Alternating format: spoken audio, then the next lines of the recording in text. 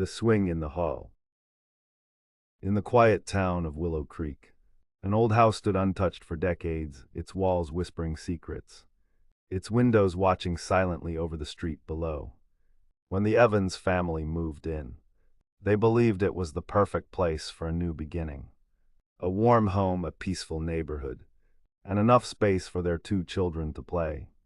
But there was something else inside the house, something that never left. It waited in the shadows. It whispered through the cracks in the walls, and it swayed gently, endlessly, on the old wooden swing in the hall. The Evans family moved into the house on Willow Creek Lane in early autumn, when the air was cool. The leaves had begun to turn gold, and everything felt like a new beginning. Daniel Evans, an architect, had fallen in love with the house's old charm: high ceilings, wooden floors, and tall windows that caught the afternoon light beautifully. His wife Clara saw it as the perfect place for their children, Ethan and Lily, to grow up. But none of them noticed the swing at first. It hung quietly in the center of the living room, an old wooden plank held by thick iron chains. It wasn't part of the renovation plans, and no one remembered putting it there. It looked far older than the rest of the furniture, as if it had been there long before the house was theirs. The children loved it instantly. They spent hours swinging, giggling as the sound of the creaking chains echoed through the house. But Ethan, quiet, sensitive, and often lost in thought, didn't laugh like his sister. Sometimes he just sat on the swing alone, barely moving, eyes distant, lips whispering to someone unseen. It started with a whisper in the night. The first time Clara heard it, she thought it was the wind, a faint creak, steady and slow, coming from downstairs. When it didn't stop, she got out of bed, half asleep, and followed the sound. The living room was dim, lit only by the moonlight streaming through the window. The air felt strangely cold, and there the swing was moving, gently, as though someone had just left it. Clara froze. The chains moaned softly, swaying back and forth, and in that pale light she saw a shape, a small, blurred silhouette sitting on the swing, head bowed, long hair falling forward. She blinked and the figure was gone. The swing had stopped moving, and standing nearby was Ethan, wide awake, staring at her. "She doesn't like being watched," he said quietly before walking back to his room. The next morning, Clara asked who she was. Ethan smiled faintly and said, "Her name's Emily. She says she used to live here." Clara tried to laugh it off. A new house, new surroundings, children made up imaginary friends all the time.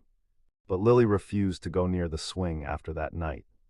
When Clara asked why, the little girl whispered, "Because there's someone else sitting there. I can see her when Ethan swings." Days passed and the house grew quieter. Ethan spent most of his time sitting near the swing, whispering or humming a tune Clara didn't recognize.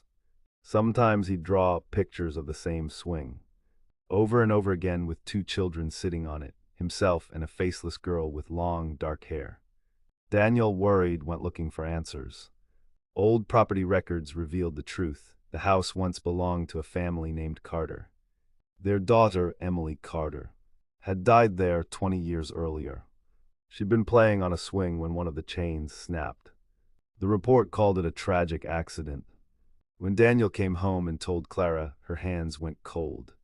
Ethan was upstairs, asleep, his small fingers clutching one of the swing's rusty chains like it was a lifeline. The next night, Daniel decided to take the swing down. He grabbed a wrench and began unscrewing the bolts from the ceiling. But before he could finish, Ethan screamed, a sound so sharp and filled with terror that it stopped Daniel's heart. "Stop, you're hurting her," Ethan cried, his voice not his own. The lights flickered. The air turned freezing cold. And then the swing began to move violently, slamming against the walls as if an invisible force was trying to tear the room apart. Lily ran upstairs crying. Clara held Ethan as he trembled, whispering to someone unseen, "She says I can't leave her. I promised I'd stay." Then everything went still. The swing hung motionless, one chain twisted, the other swaying gently. And Ethan collapsed unconscious. From that night on, he was never the same. He spoke less, ate little, and sometimes, In his sleep whispered things that froze Clara's blood. It's dark in there, but she's waiting. She says I can stay forever. Then came the night Clara had dreaded. The familiar sound woke her again, the creaking of chains, slow and heavy. She rushed downstairs, heart racing. There in the half-light sat Ethan on the swing. His eyes were closed, his face calm. And beside him, faint but unmistakable, the ghostly image of a young girl. Her long hair cascading down her shoulders. Her pale hand resting over his. The swing began to move faster. The beams in the ceiling groaned. Clara screamed and ran toward them, but before she could reach Ethan, there was a loud crack. The chain snapped. The swing crashed to the floor. And everything went silent. The next morning, the police called it a terrible accident, a weak beam. An unstable fixture, but Clara knew what she had seen. They buried Ethan beneath a willow tree not far from the house.